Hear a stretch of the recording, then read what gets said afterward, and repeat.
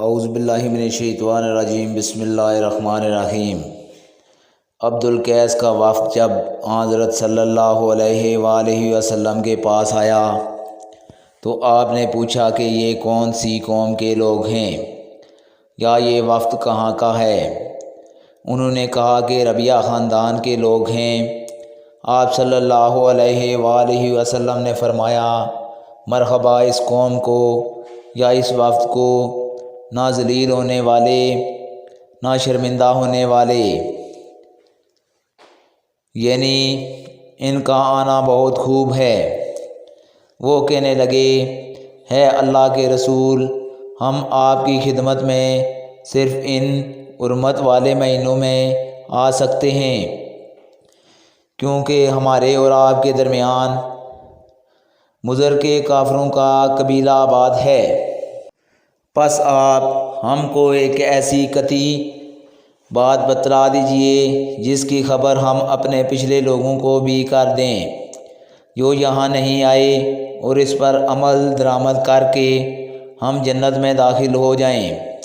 اور انہوں نے آپ سے اپنے برتنوں کے بارے میں بھی پوچھا۔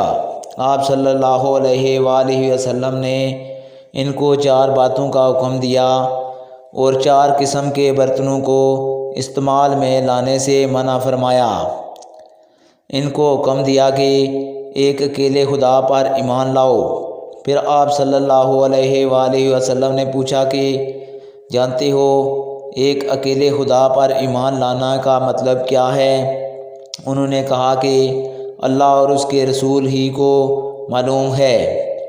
آپ نے فرمایا کہ اس بات کی گواہی دینا کہ اللہ کے سوا کوئی معبود نہیں، اور یہ کہ حضرت محمد صلی اللہ علیہ وآلہ وسلم اس کے سچے رسول ہیں، اور نماز قائم کرنا اور زکوٰۃ ادا کرنا اور رمضان کے روزے رکھنا اور مال غنیمت سے جو ملے اس کا 5واں حصہ مسلمان کی بیت المال میں داخل کرنا، اور 4 برتنوں کے استعمال سے آپ صلی اللہ علیہ وآلہ وسلم نے ان کو منع فرمایا۔